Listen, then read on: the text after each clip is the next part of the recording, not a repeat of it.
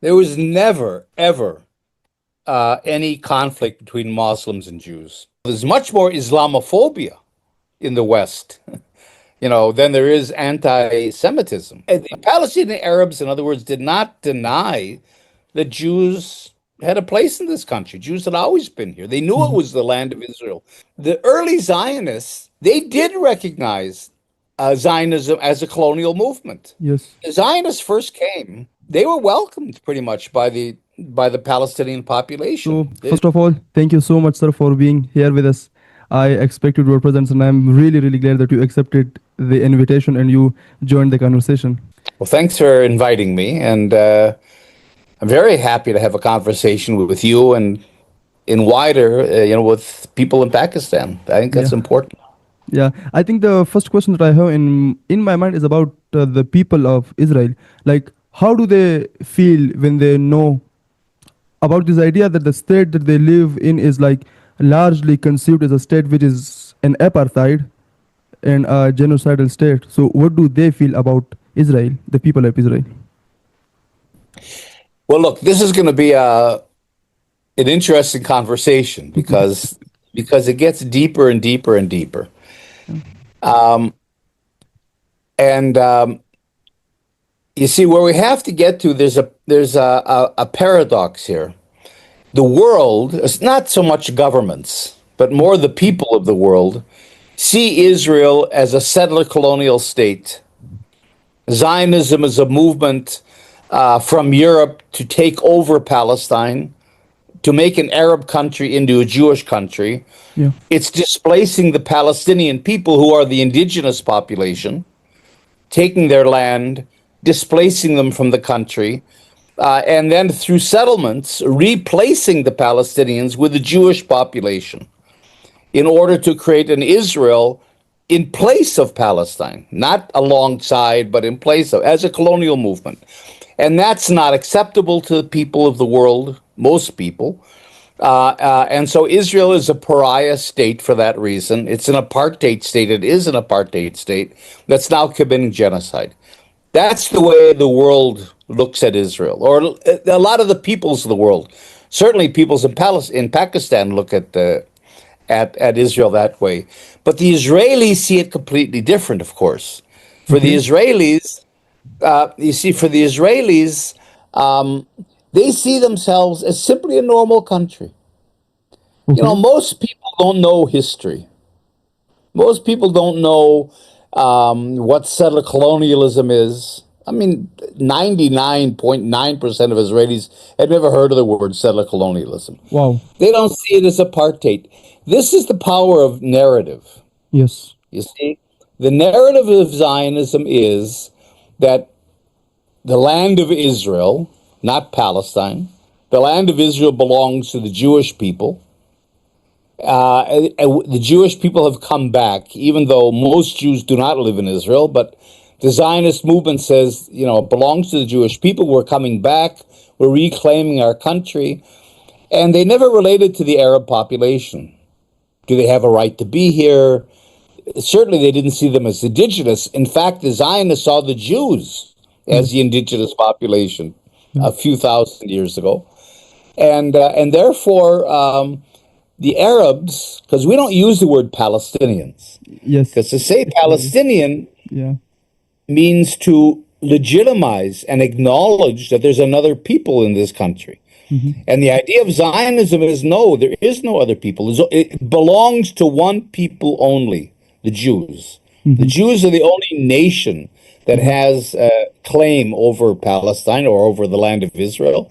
And therefore, the Arabs are just Arabs.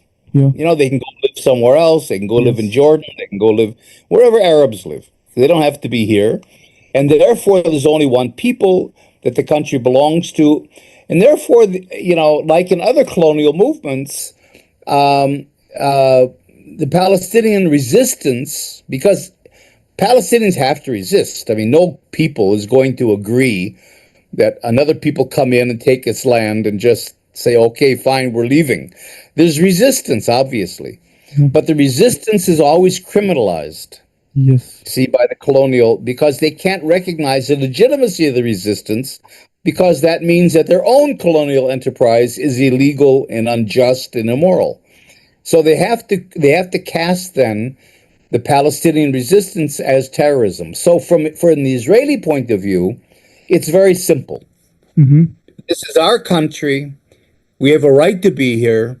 It's normal that we're here, and we're being attacked for no reason by Arab terrorists. So the whole Palestinian issue is reduced to security and terrorism. You know, they're terrorists. Israelis don't recognize the rights of Palestinians here. They don't even recognize them as a people. They don't even call them Palestinians. Yes. And therefore, for Israelis, it's very simple. It's black and white. We're here.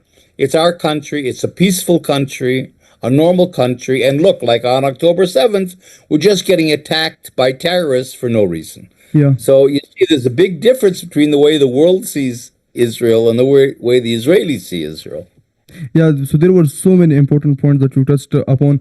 One idea that I quite often hear from the Zionists as they exist today, that they deny that there ever lived people called Palestinians. And I was reading a book of Benzion Netanyahu. Benzion Netanyahu, am I pronouncing the word correctly? The father of Netanyahu's father. Yeah, Netanyahu's father. I was reading his book, The Founding Fathers of Zionism, and he was praising Theodor Herzl because he says in that book that there was something great about Theodor Herzl, and that greatness comes from this fact that he realized that he is going to face certain resistance from the land that he wants to get for the people for the Jews. So I think like now when Benjamin Netanyahu and Naftali Bennett, etc., they say that there were no people called Palestinian. I think his father had a different idea.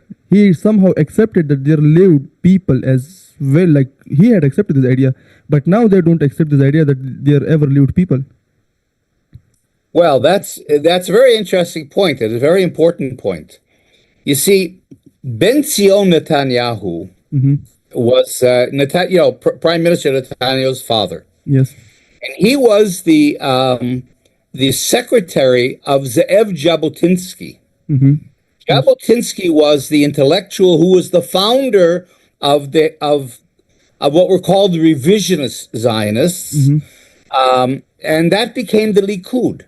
In other words, he was the secretary to Jabotinsky, who was really the founder of the Likud party today.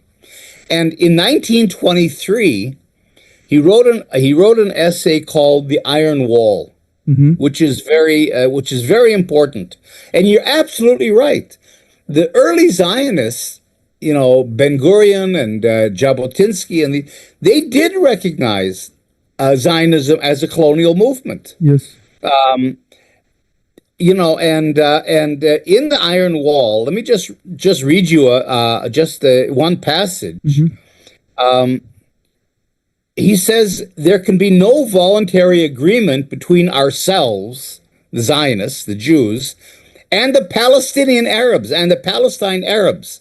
Now, even there, you see, he refers to them as Palestinians or as Palestine Arabs, whereas today you would never say that.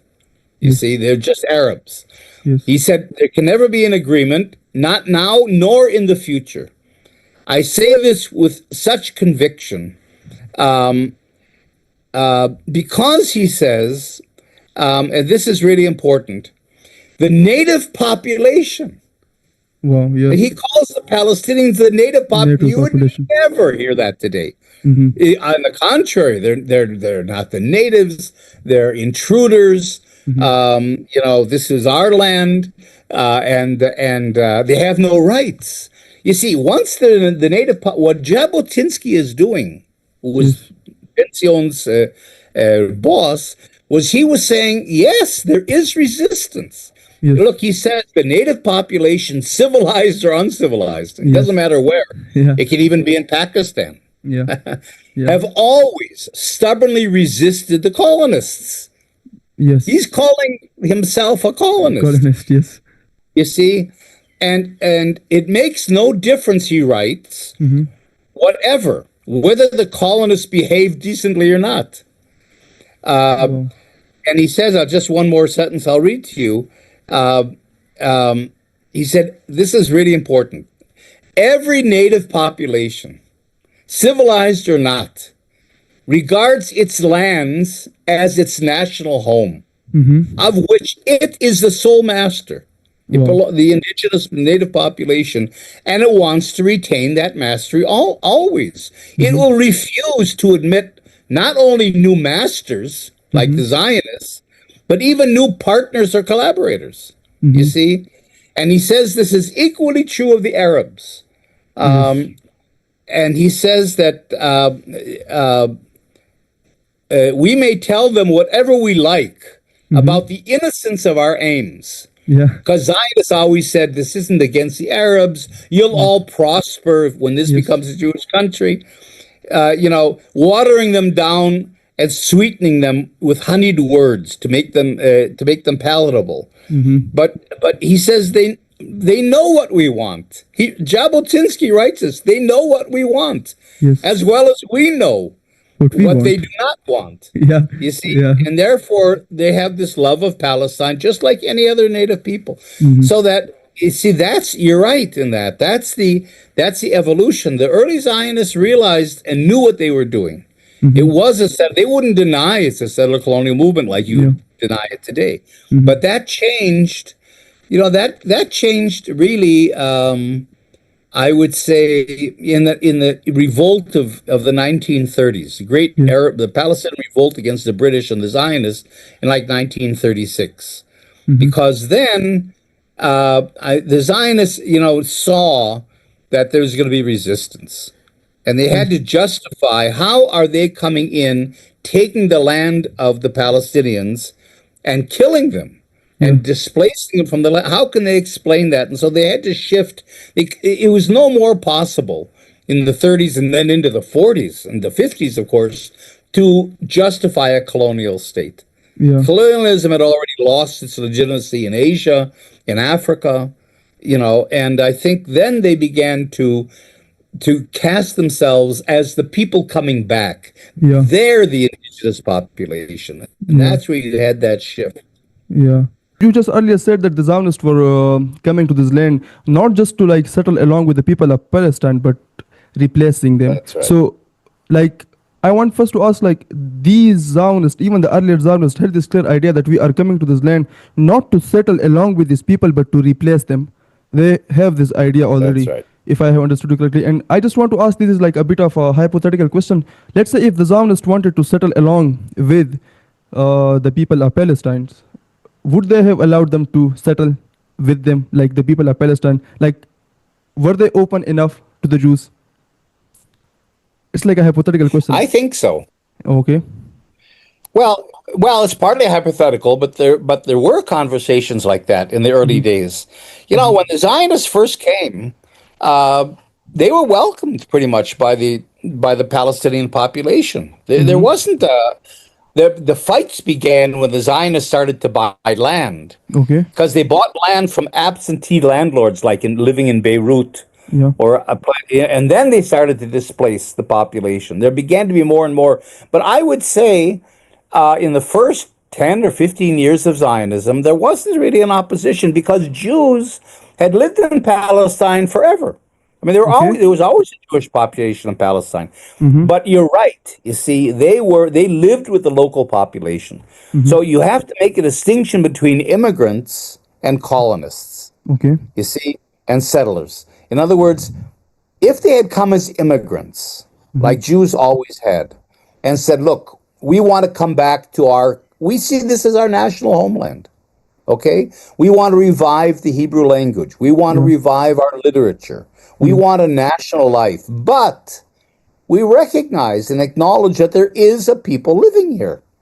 And we want to come and try to live together. I think that could have worked. And in fact, there was a movement like that. Okay. It was called Brit Shalom, the Alliance of Peace. There was a movement. And they were very important Zionists. It was a Zionist movement, but it was a cultural Zionist movement. There were people that said, we're Zionists. We see ourselves as a national group. This is our homeland, but it's not exclusive. There's also a Palestinian people, and we can live together in one country and still have our national expressions, you know, so that because they were coming out of Eastern Europe, these Zionists. That's the way it was there. You had Galicianos in the Ukraine, you had Ukrainians themselves, you had Russians, you had Austrians, Hungarians, Roma, all kinds of people were living together in Eastern Europe. It was very multicultural. You see Poles, all kinds of peoples. So they said, we can do that here. We don't need a state. But and there were very important Zionists in that, cultural Zionists, like Eliezer ben Yehuda, that revived the Hebrew language. Hadassah Zold, who started the Hadassah Hospital. Judah Magnus, the first president of the Hebrew University. Some very important people were cultural Zionists, so it could have worked. The problem was, of course, that they were intellectuals. That's always our problem, is that we don't have that political killer instinct of organization. And the political Zionists, the Ben-Gurions and the Jabotinskis, took over. They had parties, they had militias. They were the ones that dealt with the British, and they were the ones that were the colonists. They were the ones that said, no, this country belongs to us exclusively. That is the fatal flaw of Zionism. Jews do have a tie here. Look, I live here. I moved here 50-some years ago. Jews do have a tie to this country. So if they had said, like the cultural Zionists, yes, we see this as our country, but not exclusively. It's also your country. Let's find a way to live together. They could have done that.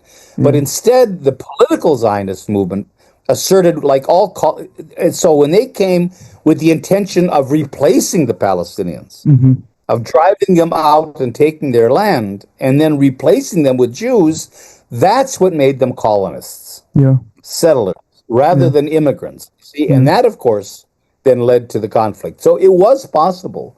The Palestinian Arabs, in other words, did not deny that Jews had a place in this country. Jews had always been here. They knew it was the land of Israel for the Jews. That wasn't the problem. The problem was this idea of colonization.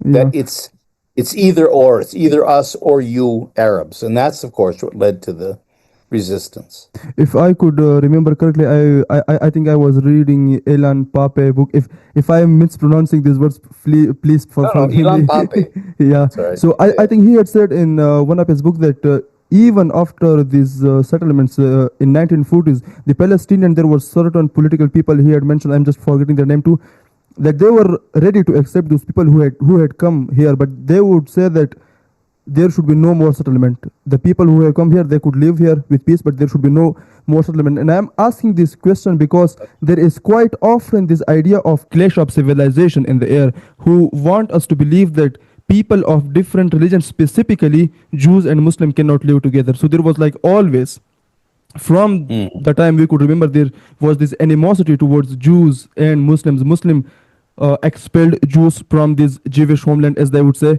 and there were no, and then like Jews came back here. So like they want us to believe that there cannot be any point where they could live together. And as you were speaking now, the possibility abounds, but these political people will not allow it. There was never, ever any conflict between Muslims and Jews. Not here, and really nowhere else. Where there was some issues were in Shiite countries, the Shia countries, like Iran, Yemen, for example. They weren't against Jews, but, they were very hard on the Jews in a way, because there was in Islam this idea that Jews are, the Ottoman idea was a dhimmi, or the Jews were subordinate. That wasn't really the case with Sunni Islam. Jews lived very well in Arab countries. I mean, they were very integrated. They were never expelled by Muslims. That's not that. The idea of the Jews being expelled from this country was by the Romans. Yes. Way, way before there was an Islam. But even that's not true. They weren't expelled by the Romans. So there was never a conflict between Islam and Judaism in any way. And the Zionists never. Look, this is really important. Zionism was never a religious movement. The Zionists were secular Jews. They were not religious. In fact, the religious Jews, who were the Orthodox, were anti-Zionist. Until today, the Orthodox Jews living in Israel, we call them the Haredim. They're dressed in black, the very Orthodox, are anti-Zionist because they believe that Jews are living in exile because God is punishing them for whatever sins. You know, that's the destruction of the temple by the Romans. Yeah. That was God's thing. And therefore, when God wants us to return to this country, to the land of Israel, then we can return. But the idea of Zionists, secular Jews getting up and doing a colonial movement to come back to Palestine without God's permission, that's blasphemy for them. Okay. So not only was Zionism secular as a movement, it saw the Jews right here as a historical right, not as a religious right. Okay. The whole idea that God gave this land to the Jews was not part of the Zionist idea. Because Zionists, they were secular. They didn't really have God at all in their minds. But so that they were secular, so that there was no religious conflict. The conflict is not religious. It's not between Jews and Muslims. It's a national conflict between Jews as a national group saying this is our country and Palestinians as a national group. Don't forget also, some of the major Palestinian national leaders are Christians. Yes. So definitely. it's not that the Palestinians are Muslims and Zionists are Jews in a religious sense. No. Yeah, definitely. Zionists are secular Jews and Palestinians are a multi-religious people. So I wouldn't cast this in any way as Muslims against Jews or the other way around. This is a very important point, and I think if we the people of Pakistan are wrong about Israel and Palestine, that this is one issue that we think that this is between Muslims and Jews. And as you quite rightly said, like the people that I remember whose book I have read, they are not Muslims. Like I mentioned Ilan Pape, I mentioned you, I mentioned, like I didn't mention, but Edward Said, they are not Muslims. They were fighting for the cause of Palestine. And as you were now speaking, I thought a bit more about the contradiction in this idea of anti-Semitism. We are now made to believe like the clashes between Jews and Muslims. But the West are these, if I could use the word Christian, this will again like go into the clash of the civilization thesis, in which I don't believe, but we are made to believe that, that this is a conflict between Muslims and Jews and they cannot live together. And the West, it is like always been so soft on Jews. And as we know that anti-Semitism actually sprung from the West, and as you mentioned, there was no as such conflict between Muslims and Jews. So anti-Semitism is something which existed in the West, and for which now the people are, Palestinians are suffering, like they are now victimized because anti-Semitism exists. And that anti-Semitism is not in the people of Palestine, not in the Arab land, as you mentioned, but in the West. Exactly. Exactly. And, part of the reason why the Zionists came here was because of anti-Semitism. In Eastern Europe especially, they felt that they were being pushed out. Don't forget, at the same time of Zionism, like in the 1880s, 90s, the turn of the 20th century, 6 million Jews left Russia and Eastern Europe and went to the United States and the West because of anti-Semitism. Had nothing to do with Islam whatsoever. Now, what Israel's done, however, today is it's weaponizing anti-Semitism. Now, there really isn't anti-Semitism. I mean, there's still a little bit here and there, but it isn't really. There's much more Islamophobia in the West, than there is anti-Semitism. I mean, there's much more hatred and religious discrimination and racism against Muslims in the West than there is against Jews today. So anti-Semitism has stopped being a threat to Jews, especially to Israel. And there's another weird thing. The anti-Semites are Christians. And a lot of the anti-Semites are religious Christians. So even they support Israel, but they support Israel not because they like Jews or they really support Israel, but they see Israel as a vehicle towards what they call the end of days. In their idea, there'll be this world war and the Jews will die, actually, in their scenario, and that brings on the second coming of Jesus. as a Messiah. That's so even though they're anti-Semitic, but they're pro-Israel because they're using Israel as a way of getting to the time when Jesus comes back.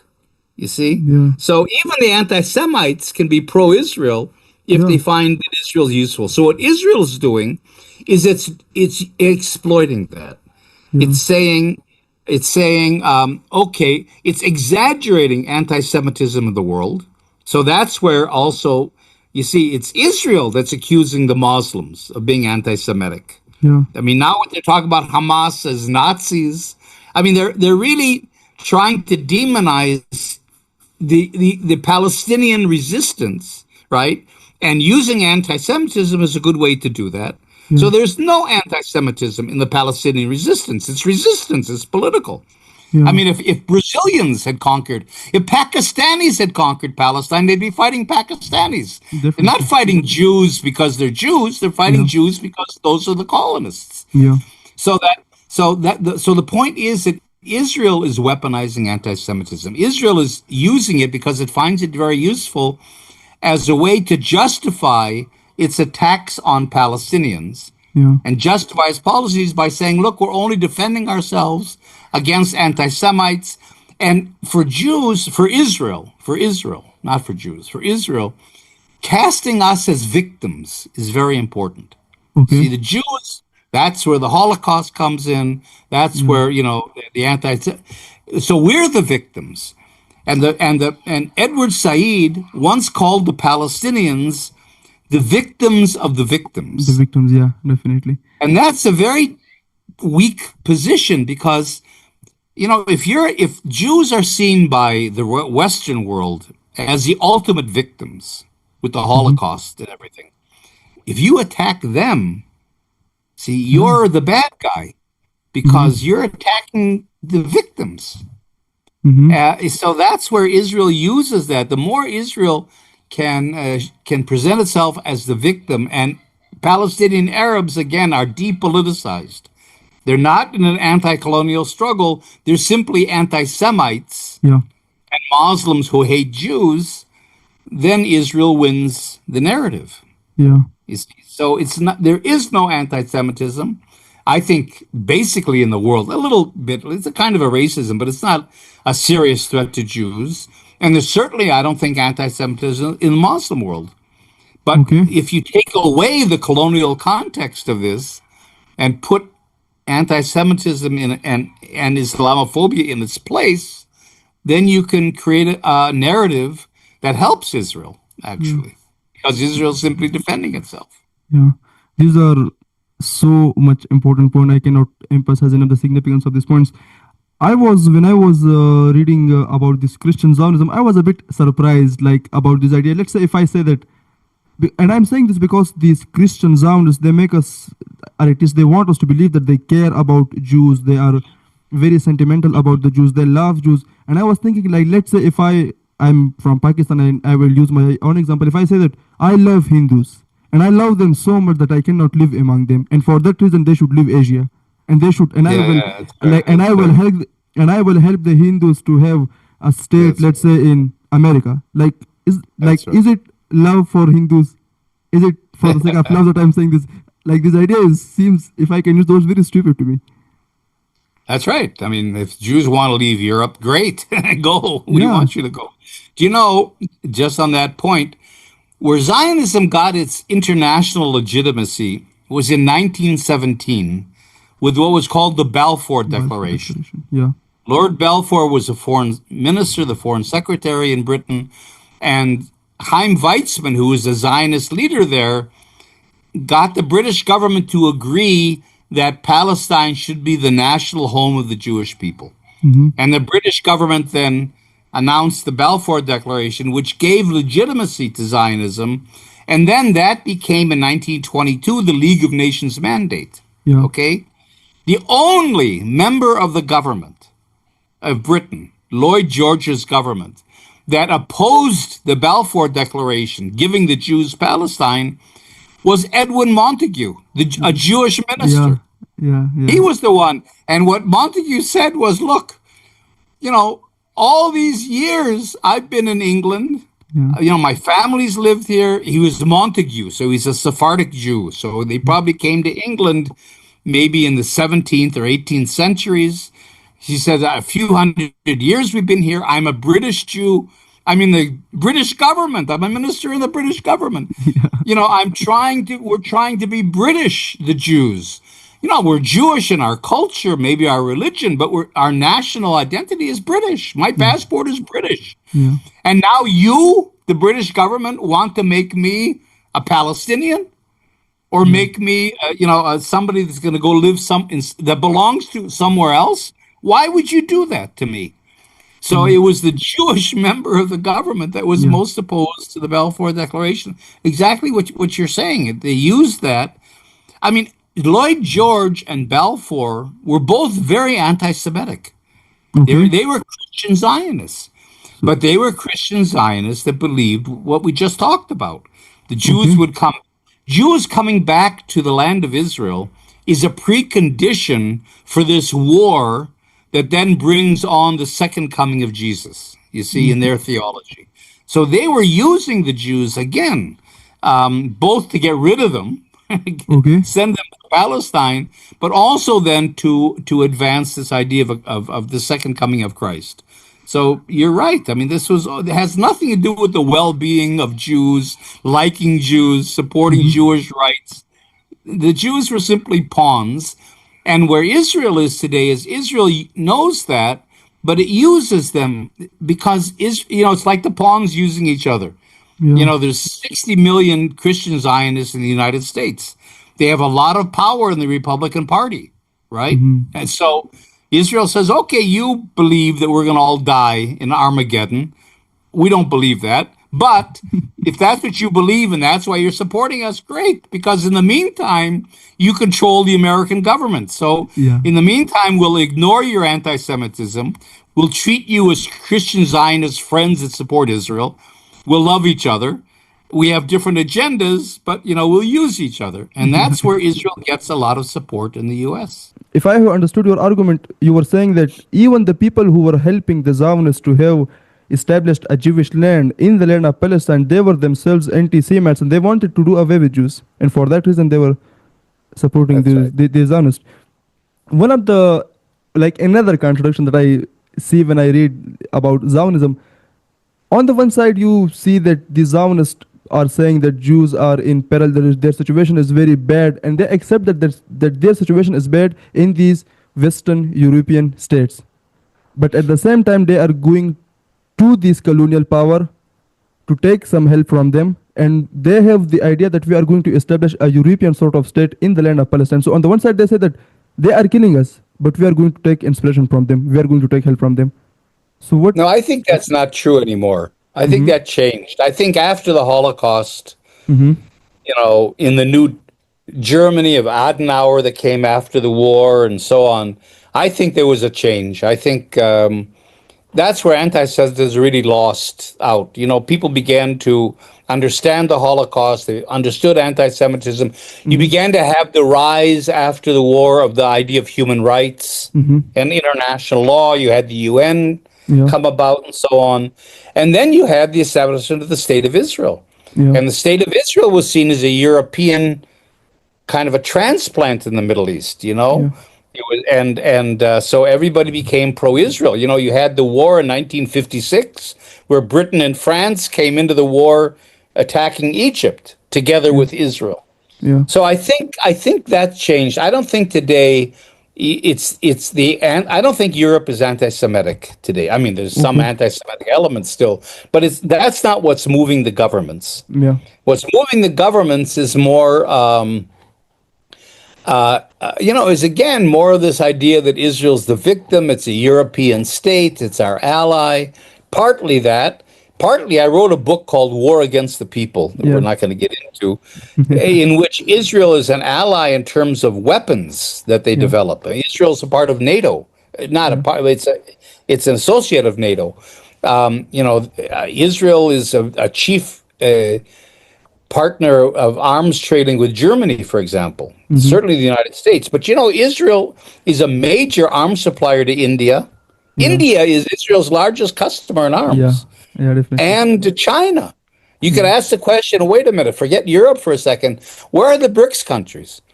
Why Yeah. is China being silent on Gaza Yeah. and India Yeah. and all the BRICS countries, Russia, that Yeah. has good relations with Israel? Israel wouldn't sell the Iron Dome system to Ukraine because it didn't want to alienate Russia. Wow. So it's not that there's anti-Semitism. I think Israel has really earned a place as a valued ally to these governments, and that's why they support it. So I think the anti-Semitic part was true, before World War II, but I don't think that's anymore the motivation. This is a very important point, and if I could say, I listened to this argument for the very first time that there is no more anti-Semitism like a threat to Israel or the Jews. But I was specifically saying about Zionists like the Oder Herzl. Like when I was reading his book, he was arguing these sorts of narrative. One another thing that is a bit striking to me is like the use of Bible is That's right. something that wants to like a sort of justification for the state of Israel. So I would want to know from you this place of Bible in this narrative of Zionism, this weaponization of Well, Bible, if I can use the that word. you said the right word, narrative. Okay. You see, Israel's not the only settler colonial country. Mm-hmm. You had it in Algeria, you had it in South Africa, the United States and Canada, Mm-hmm. Australia, New Zealand. I would say the Chinese in Tibet, the Russians in a lot of Eastern Europe. These were all settled, the British in Kenya, the Portuguese in Angola and Mozambique. These are all the Spanish and Portuguese in Latin America, even. These were all settler colonialism has a big history. Now, the question is, all right, I'm coming to the idea of settler colonialism is when a population decides to come to another people's country to take it over. Yeah. All right, now, if I'm going to take over, let's say I'm a Zionist. I live in the Ukraine. I live in Poland, Russia. And I'm going to come here and take over Palestine and say this is now Israel. Well, I can't just do that. I mean, if I just came and conquered it, I'd be a conqueror, I'd be a criminal, I'd Yeah. be a thief stealing somebody else's land. Yeah. I have to justify and explain, even to myself, why is this country mine? What right do I have to come from Yeah. the Ukraine and take over Palestine? Well, that's where the narrative comes in. Yeah. Every settler colonial movement makes up a story about why they have a right to the country and not the indigenous. For a lot of it has to do, like in the United States, with God. God gave the United States to Europeans. God in South Africa, the Dutch Reformed Church said God gave South Africa to the white person. You see, the French the French had the civilization idea that these are all barbarians in Africa. They're barbarians in Vietnam and Indochina, and therefore we have to bring civilization to them. The British also had this idea of bringing civilization. Every colonial movement makes up a story about why they have a right to the land. And for the Zionists, they had a ready-made narrative, the Bible. Yeah. Now, they were secular. They didn't believe in the Bible. Yeah. They didn't believe in God. Yeah, there is no they were God, but He secular. promised us the land. This was the They were argument that I secular, had. but this is a great narrative. Yeah. First of all, you can say God gave us this land. So Yeah. for people that do believe in God, that's a good argument. But even if you don't believe in God, the idea is, and you see this in the Declaration of Independence, Yeah. the idea that historically this was our homeland. Yeah. We were a nation here. This was our country. And then we were expelled, which is not true. We were not expelled. Jews left for different reasons, but they weren't expelled. But anyway, that's part of the story. We were expelled, and now we're coming back. So the Bible becomes this the basis of the narrative. Even if you don't believe in the Bible, it becomes this idea of, well, what right do we have to take over Palestine? Because it really isn't Palestine. Okay. It's really Israel, and after 2,000 years, we're coming back and reestablishing it. So the Bible is important not because the people believe it, but it's because it's a part of the narrative that they need to explain what they're doing. And in Israel today, but they still use it because, you still have to convince Israelis that this is our country, even after all Yeah. these years. So that's where archaeology comes in. Yeah. So you go all over the country, like here in Jerusalem where I live, and there's a site, an archaeological site. So you dig through, archaeology, you destroy every layer until you get down to the layer that you want to research. Yeah. So the archaeologists here destroy the Ottoman layer and then the Mamluk era, layer of archaeology, and then the Byzantine and the Greek and the Roman and the Islamic before that. Every layer is destroyed until you get down to the Israelite layer, where Yeah. the Jews were here 2,000 years ago, and that's what you keep. That becomes a park. Those are the artifacts that you show in the museums, Yeah. and that's part of the Judaization of Jerusalem. You Yeah. destroy all the other historical layers, and you get down to that. So that's where it's used, and that then convinces Israelis that yes, this is our country. Look, I walk around Jerusalem, and all the archaeology is our Jewish archaeology. You see, so that's where the Bible is used as a part of the narrative to justify why this land is ours and why we can displace the Palestinians. I don't really know how many people believe it, but it's a part of the narrative that justifies it. Oh, so And that makes sense to people abroad as well. So, and that is the question that I'm now going to that I want to ask. Like, what makes it possible for the people to believe in this? Like, as you were speaking these arguments that the Zionists have, they are very nonsensical. They could be debunked very easily. So, how do the people start believing in this so easily? And I think I'm going to say something stereotypical about the people of Israel now because I may have read just something about them. I have heard these reports that say that, for example, that there are certain Israelis who would go to the home of Palestinians saying that this belongs to me. Why? Because the Bible says so. So we could say that the regime wants to legitimize itself and all these sorts of things. And for this reason, they are spreading these narratives. Why it is so easy for the people to accept those narratives, and not only for them, but also for the people who are living, for example, in the West? There are two reasons why. First of all, people kind of grow up with that idea. They go, especially Christians, maybe less in the Muslim world, but you're learning religion as a kid, and you go back, Ibrahim and Isaac and Jacob and the whole. I mean, the story is there. Yeah. It's a little different in Islam, I know, Yeah. but still, the Jews are there. The Jews are a part of it. But certainly for Christianity, the idea that Israel is a Jewish country makes sense. That's what you learn when you're 5 years old. Then you go to church, and in church they teach you that God gave this land to the Jews. The Jews are the chosen people. Yeah. That's very much of a biblical concept. So first of all, you're not born with it, but if you're religious, that's the story you get all the time. Yeah. So it makes sense. The second thing is that there's three things. The second thing is that the Jews are white Europeans. I mean, most of the Jews, and therefore, they have, even in my case, it's true. When I go out with a Palestinian on a speaking tour, and we're on the same platform talking, people listen to me more. Okay. And they ask me more questions because I'm white and English is my native language, and and the Palestinian is and we all feel it, but Yeah. white people have their voices out there. And the third thing is important as well. Zionism, like we said, had to justify what it's doing. Yeah. Now it had a very bad product to sell. It's colonial.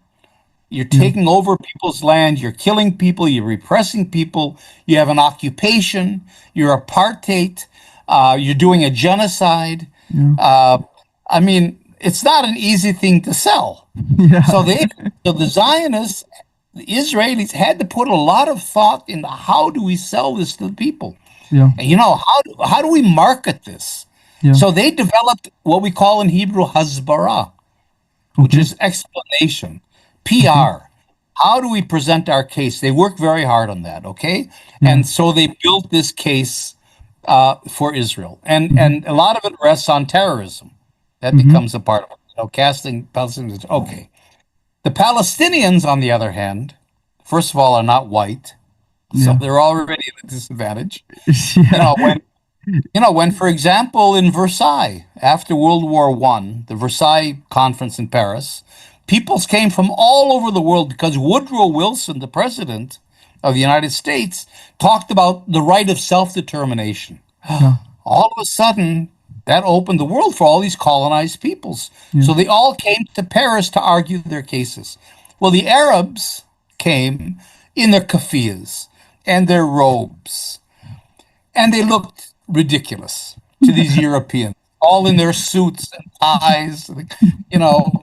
And so they didn't even listen to them because they were almost stereotypical, these desert sheikhs coming out with their Yeah. coffee, that was a part of it. And the Zionists came to Versailles in suits and ties, and they're all Europeans, Yeah. So that's, but but the Palestinians, like other indigenous peoples, never needed a narrative. They never Okay. had a narrative. Why? They're the indigenous people. It's their country. They're living here normally. They're farming their lands. They're living their lives. They don't have to explain anything. Yeah. They don't have to justify why they're here, why this is Palestine. They don't have to justify. So until today, the Palestinians have never ever developed a narrative Okay. like Zionists have, because they don't feel that they have to defend themselves. Okay. It's understandable that this is their country.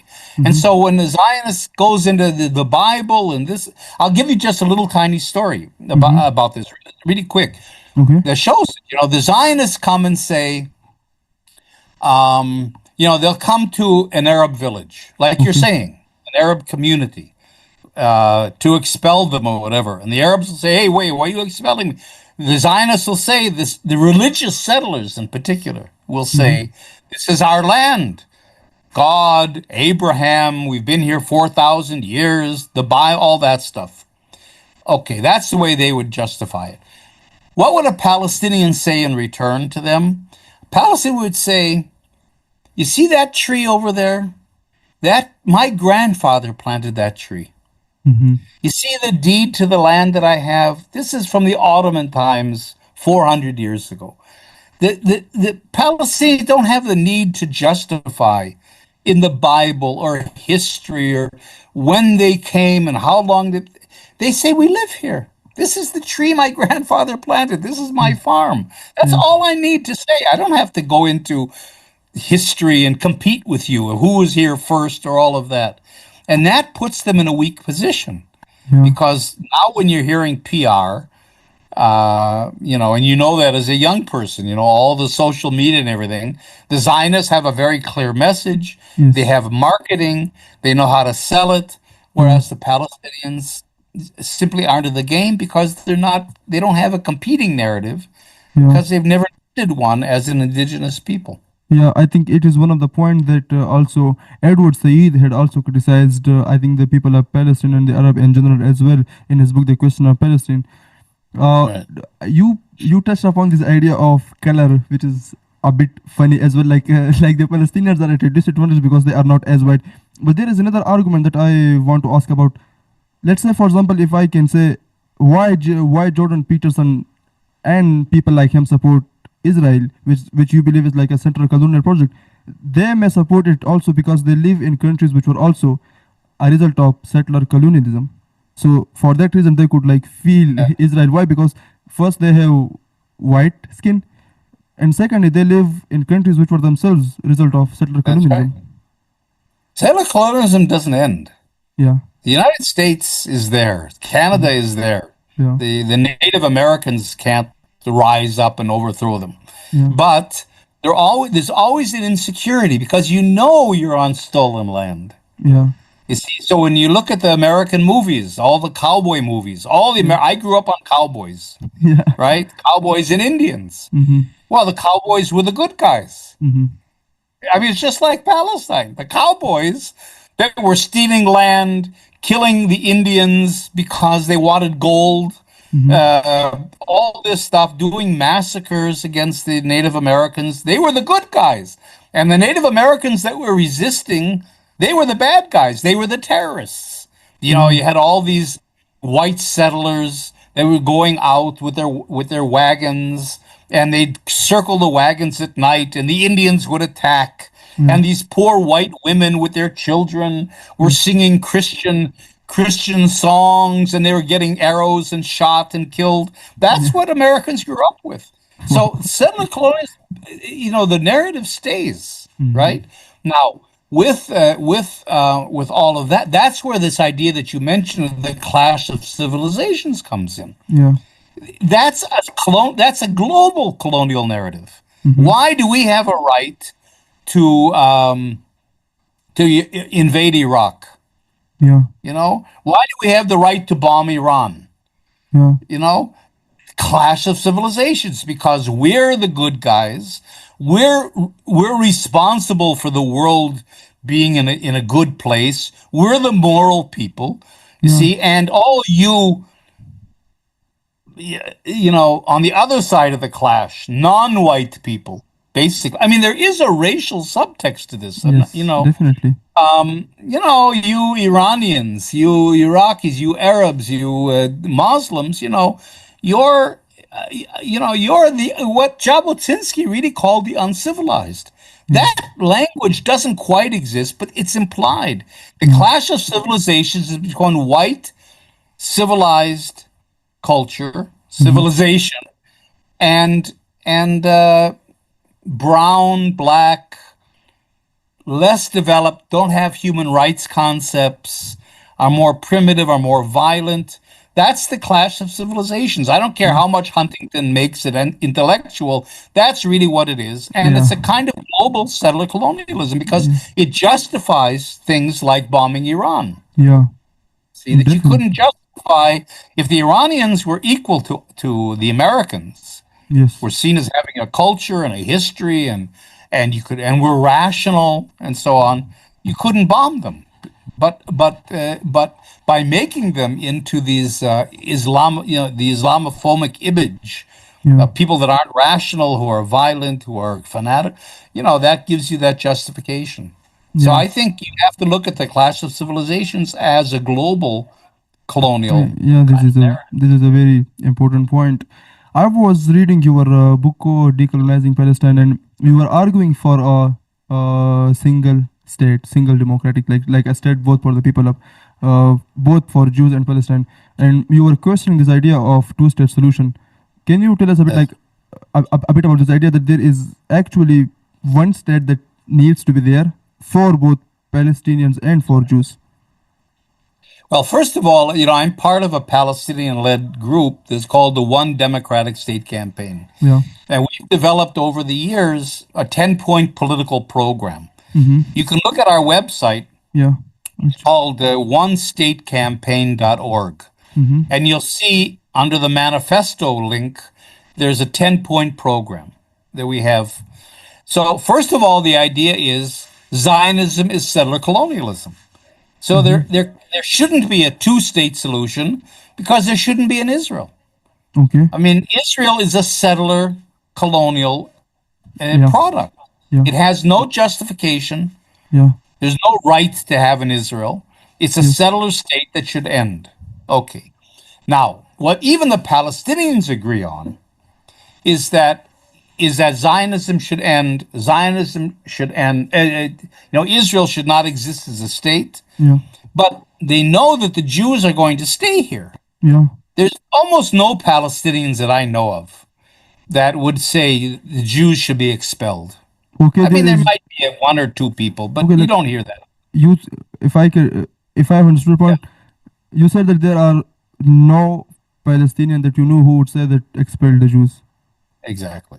Wow. No, Okay. I don't know that. There might be, I'm sure, here and there, Exceptions are there's everywhere. somebody, but basically, I live. The Palestinians are here. I interact with them all the time. They all say Jews should stay here, as equal citizens. Okay. So the whole idea of an anti-colonial movement, what the Palestinians have in mind, is that Palestine becomes Palestine again. It's liberated. Okay. There is no more Israel, but that Jews and Palestinians together everybody living in this country has equal citizenship, Okay. equal rights. There's Okay. one government, there's one parliament, everybody has equal rights. And so you have a civil state here in which the Palestinian refugees can come home and Okay. get properties back and compensation and so on. But basically, it's one state. Now, there's a whole issue that's still being resolved. Would it be a Palestinian state and Jews would then be Palestinian citizens? Or would it be a civil state, Yeah. kind of a neutral state, maybe called Palestine Israel or Yeah. something, Yeah. in which everybody has equal rights, but Jewish nationalism and Palestinian nationalism would be acknowledged. You would have an Israeli, nobody's going to close the Hebrew University. Okay. Nobody's going to stop you from speaking Hebrew, Yeah. or nobody's going to close Birzeit University Yeah. or whatever. But the national expressions of Palestinians and Israeli Jews would take place within this civil state.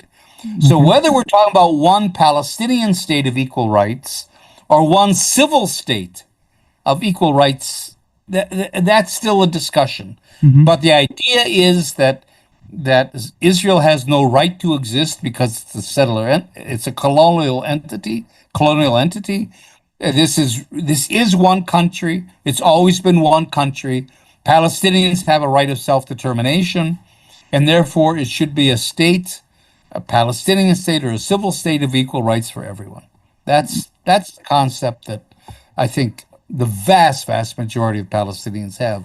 Even though, again, the issue of is it Palestine, Yeah. a Palestinian state or a civil state is open, but basically the idea of one state of equal rights where everybody remains is accepted pretty much by, I would say, almost all Palestinians.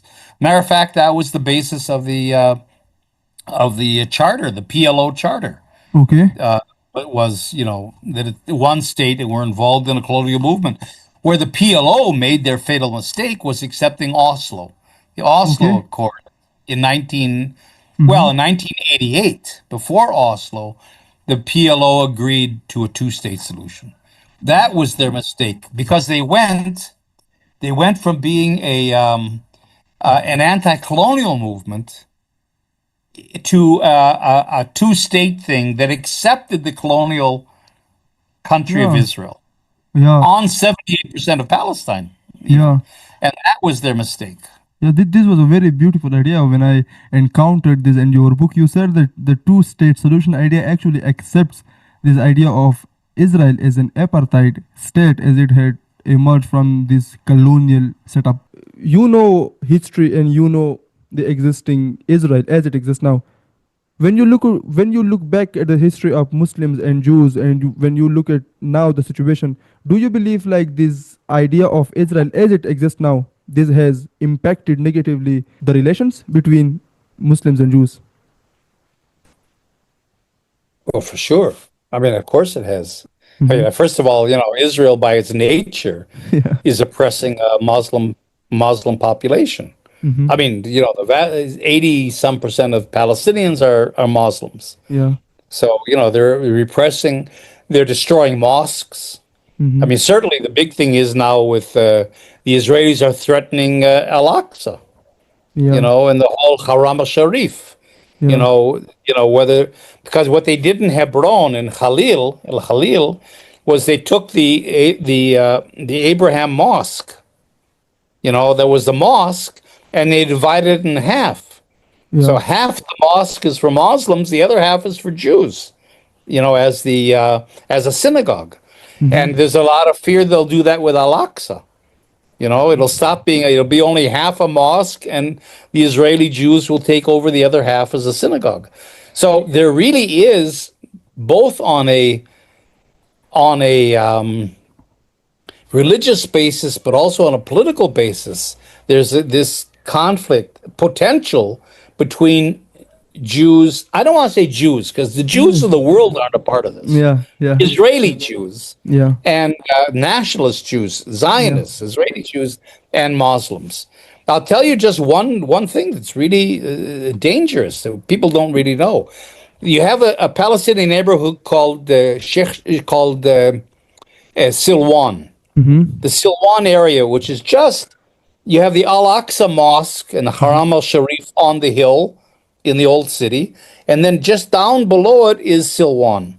Well, the Okay, settlers are taking over Silwan, the religious Zionist settlers, and and Israel has declared Silwan a national park okay, for Israelis. So they're destroying Palestinian homes, and they're moving the people out. But what the settlers are doing as archaeologists in the park is they're digging tunnels from okay, Silwan that go under the Al Aqsa Mosque.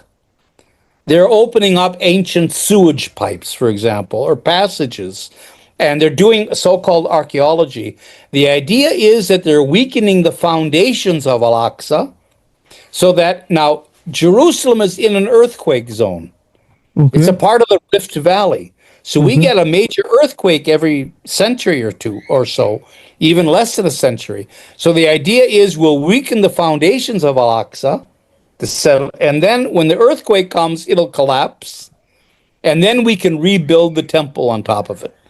You Oh, see? So this is really dangerous. It isn't only an idea that we're part of Judaizing Palestine is making it Jewish, which means de-Arabizing it and de-Islamicizing it, yeah. really, you Mm-hmm. know, and that becomes a real threat to the Muslim population and to the holy sites of all Islam.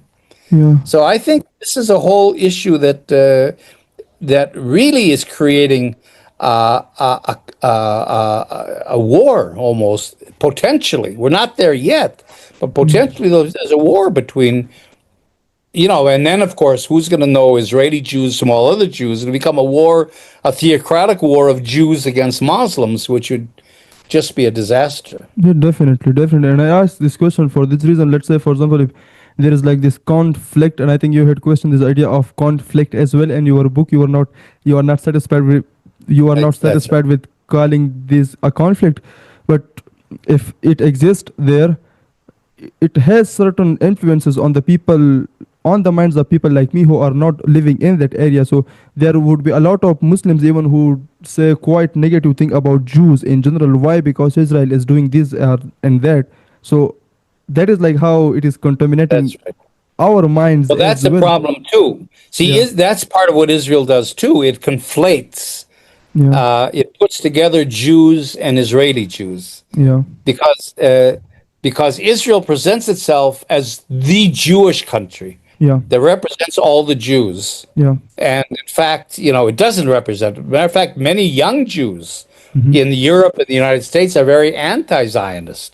They're Okay, anti what Israel is doing, and okay, therefore, I think Israel's trying to make itself representative of all Jews is yeah. simply not true. But it's again in its interest to try to do that. Yeah, definitely. So I think I cannot emphasize enough like what I felt in this conversation and what I learned from this conversation. There were, I think, a lot of false idols within my mind as well, and you shattered them quite successfully. So thank you so much. And if you Thanks think for if there inviting is, me.